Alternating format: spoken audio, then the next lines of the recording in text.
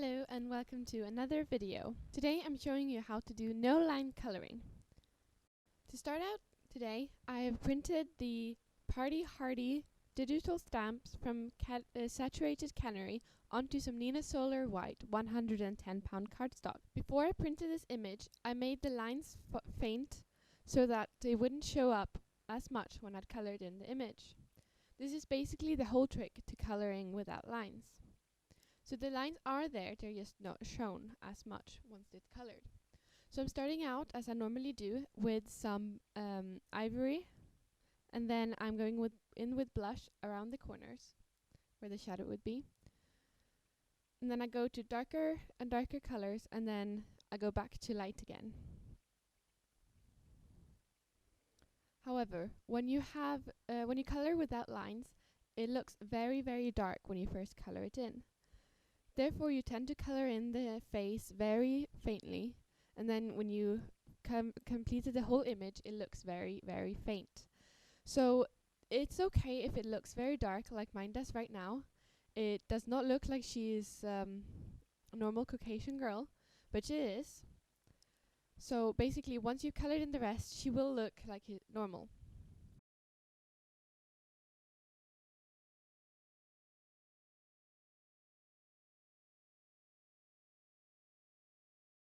Now I'm moving on to her hair, and today I'm making her have dark hair. So I'm starting out with some putty, and I'm just putting that where the highlights would be in her hair. And then I'm going in with tan with a ultra fine nib, and I'm just flicking that into the other color.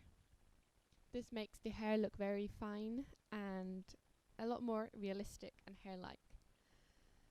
There's not a huge difference between these colors, but there is a bit, which is why I do this. I found that her hair was quite difficult to color in, since it had very small areas. It didn't have one large area, it had many, many small ones. However, it worked fine, and you just need to take your time and be patient. So now moving on to cinnamon, and I'm flicking in from the outside again, and I'm just adding a small amount of this. I'll use less and less of each color as it gets darker.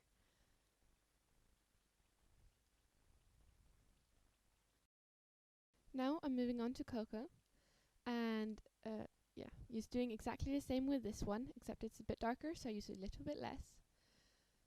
I find that my colors for light hair are a lot easier to use than these ones, because the tip of these markers have become a bit ruined. They're not as sharp anymore, but it still works fine, and I get good results.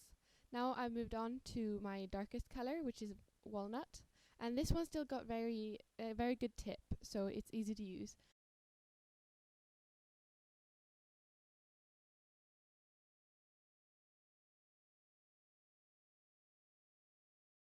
So here I realized that I had forgotten to color in the areas between her hairband, but I just went in with the colors and added that now. I did not use a very large amount of each color, it's just very, very small, and trying to still keep that hair texture in there. I did actually forget one more area, which I don't color in until later. So now I moved on to her shirt, and I'm coloring it in with purple, and I'm just avoiding all the dots. So I'm using lavender first, and then I'm going in with some lilac around the outside. It's a little bit harder to color when you avoid an area, but it's still quite easy. So now I'm just touching the tip to some purple velvet, because that color is very dark, but I don't have one that fits right in between. So I just do that, and then I go back to lavender and blend it out. So I colored in the rest of the image using the colors shown on the screen. I used exactly the same method as I've done for her shirt.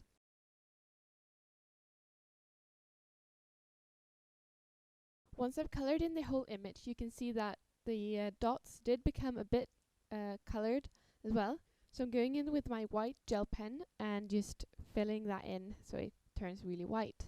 When you color the shirt, you can just go right over the dots and then add them in with a white gel pen afterwards. I just find that my pen doesn't cover up completely, so I prefer to do it this way. You can also color in the dots with any other color you want, but I like to keep them white.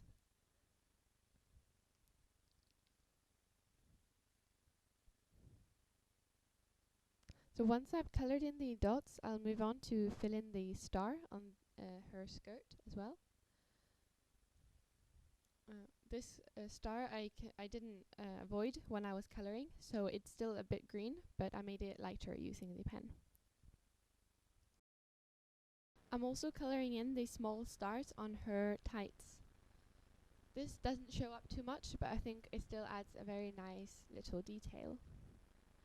Once I've done that, you can also see that my markers have bled quite a bit, especially the green one, but also a bit of the blue. So I'm going around the outside with my white gel pen, and this really clears up the edges, and you can see, especially here, that it looks a lot nicer once I've done this. This is a great tip if you're not great at keeping your colors within the lines. Next, I'm going in with a black marker, a fine tip marker, and just adding those dots in. Since my lines were faded out, I wanted to go back with a black marker and fill them in so it's more visible. These details are meant to be visible, which is why I fill them in. So I'm just adding all those dots onto her headband. Then I'll also add the dots on her skirt and on her tights.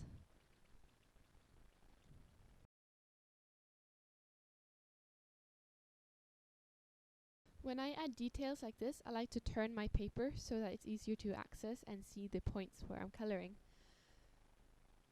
So I'm adding the dots on the banner.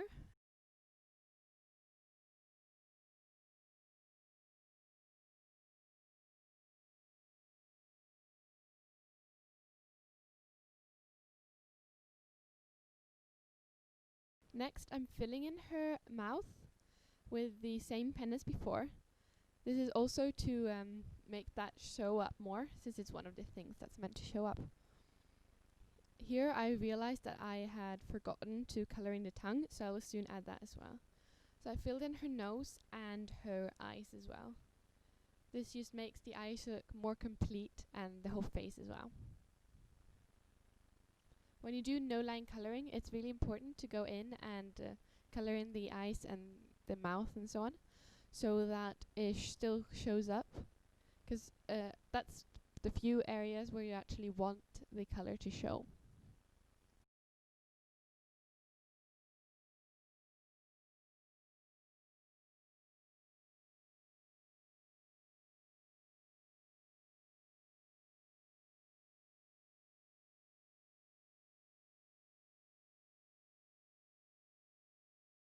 So now the coloring is done. So I'm just taking that piece of cardstock and I'm folding it in half using my cutting board and my bone folder. So I'm creasing down the middle so it becomes easier and it looks nicer once I have folded it.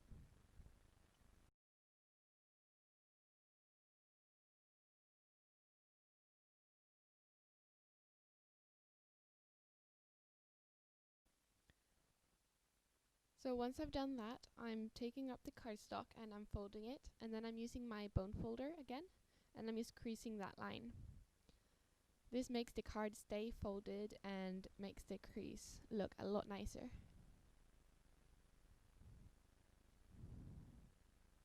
Now to add the sentiment, I opened it up again, and I'm using the birthday balloons stamp set as I've used before, and I'm just adding that to my Fiskars stamp compact stamp press.